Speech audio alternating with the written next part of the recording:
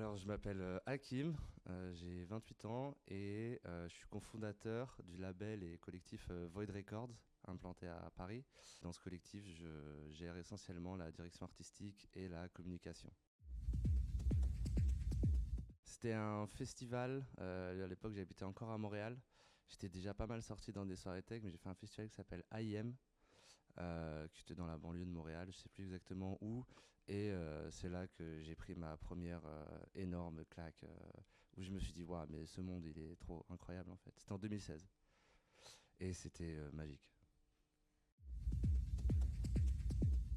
Pour danser, pour m'oublier un peu, parce que je suis un fan invétéré de cette musique. Il y a peu de choses qui me transcendent autant que voir un artiste que j'aime dans un bon club avec un bon public sur un bon système son. C'est peu de choses dans le monde qui s'en rapprochent. J'adore, ça permet une meilleure immersion.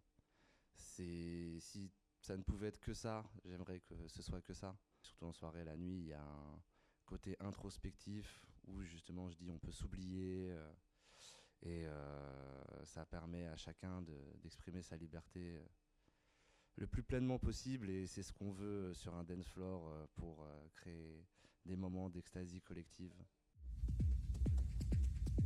Steph Mendecidis, et apprends-moi s'il te plaît, parce que j'essaye, je travaille tellement pour essayer de reproduire 10% de ce que ce DJ grec fait.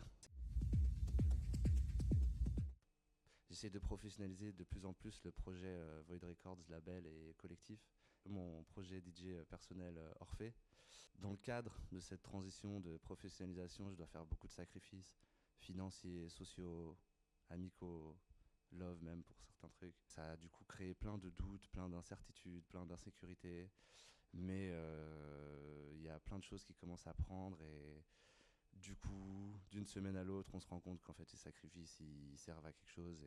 Et donc, c'est une période assez bizarre, mais pleine d'excitation, d'inconnu, mais dans le bon sens du terme. Et ça, c'est trop bien. Le projet Void Records, clairement. Il y aurait, je pense, trois scènes.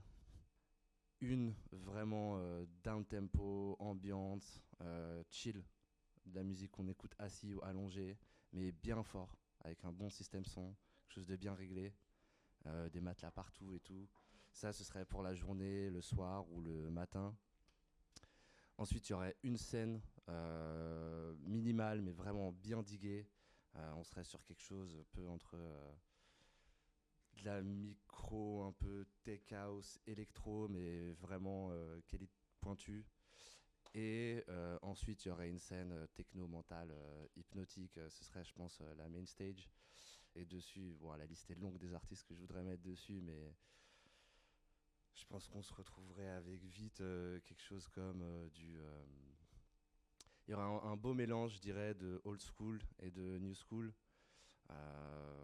Typiquement, ça irait d'un DVS1 à quelque chose de plus récent, plus nouveau dans le son, comme Schlar, quelque chose comme ça, et avec système son massif, quoi, des subs partout, de la musique qu'on écoute avec le ventre, pas avec les oreilles.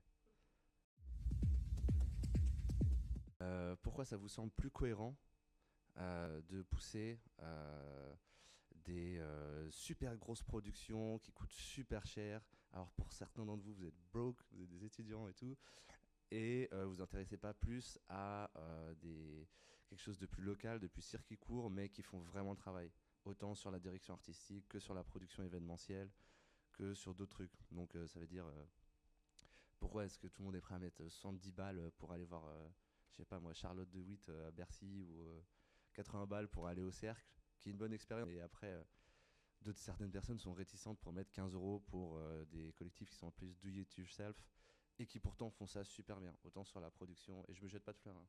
Je parle même d'autres gens qui font ça hyper bien dans la scène, ici à Paris et même ailleurs en France. Ce serait ma question. L'été dernier, j'ai fait l'EVG d'un excellent ami à moi. C'est la première fois que je faisais un EVG. Et dans le cadre de cette VG, on était en Croatie, on a fait un jour, un soir à Dimensions Festival, donc sur la plage pour ceux qui connaissent. Truc assez pointu quand même. Et, et un de nos amis dans ce festival, c'était la première fois qu'il faisait un festival de musique électronique, première fois même qu'il popait un petit truc. Et il a cassé le festival. Et je sais pas comment, à un moment, il nous envoie un message dans la conf de tous les copains de l'EVG. Il nous dit: ouais, les gars, faut que vous veniez à la grande scène où il se passe un truc de ouf, il y a une dinguerie, il faut venir voir. Et là, on arrive. Et alors, pour le contexte, pendant la journée, pour l'EVG, on avait acheté un genre de string Borat à un de nos potes. Et on avait pris une photo de son cul, mais énorme. Et là, on arrive sur la grande scène et il y a genre, je sais pas, 2000 personnes. On se retourne, on regarde et sur le mapping, il y avait, il y avait l'énorme photo de son cul dans le string Borat. Il avait convaincu le mec du VJing. Il lui avait airdrop la photo et de la mettre en projection. Du coup, devant 2000 personnes, il y avait l'énorme cul de notre pote Adnan. Si tu nous entends, Adnan. C'était légendaire quand même. C'était difficile d'y croire. Manger, douche, écouter des trucs ou regarder quelque chose de vraiment apaisant.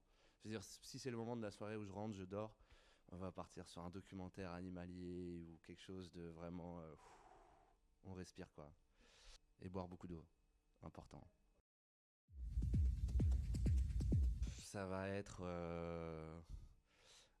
un gros red flag avant que j'aille à la soirée. C'est-à-dire déjà, je vois le flyer passer. Sur le flyer, c'est super agressif. Il y a plein de noms de DJ. Par exemple, la timetable, elle sort. Sur le flyer de la timetable, t'as que des noms, avec que des hauts barrés, des trois, tu comprends pas trop. Mais bon, ça, à la limite, passons. Le line-up, c'est que des mecs, c'est que des orgas. Il y a une meuf qui sert de caution en opening qui joue de 23h à 23h14. C'est des visuels vraiment, tu sais, très les chaînes et tout, mais tu vois que c'est pas l'identité des gens. Mais je veux dire, c'est un red flag parmi 1000, quoi. Des soirées qui sont pas safe, c'est pas cool. Ou qu'on voit que les gens, même s'ils ont fait de la communication dessus, derrière, ils ont pas fait les efforts pour faire en sorte d'avoir un dance floor et une soirée en général safe. Système son claqué au sol, c'est terrible, quoi. Ça fait que tout est pas possible. Stéréo Montréal. Même pas une once d'hésitation. Moi, comme j'ai dit au début de la vidéo, j'étais à Montréal avant. Et c'est là où j'ai fait mes classes, où j'ai rencontré un peu la scène. Et là-bas, il y a une boîte qui s'appelle le Stéréo, qui est une boîte queer dans le quartier queer. Et c'est, je pense, sur le meilleur système son d'Amérique du Nord, probablement un des meilleurs systèmes son du monde. C'est un truc custom made par un système son en 4 points, custom made par un New-Yorkais, si je dis pas de bêtises, qui s'appelle David Morales ou Moares, je sais plus. Et juste, tout est bercé. Encore une fois, c'est de la musique qui s'écoute avec tout le corps, vraiment pas qu'avec les oreilles. Et tu peux faire 5 heures sans parler à aucun de tes copains. T'es sur le dance floor, les yeux fermés, tu danses et t'es vraiment bercé par le son. Allez regarder des photos sur Google si vous ne me croyez pas. Stéréo Montréal. Exceptionnel sound system. Je pense parmi les meilleurs au monde, très facilement. Soyez humble. C'est une scène particulière avec des codes particuliers. Je pense qu'il faut avoir l'humilité de rentrer dedans sans croire, sans s'approprier les espaces.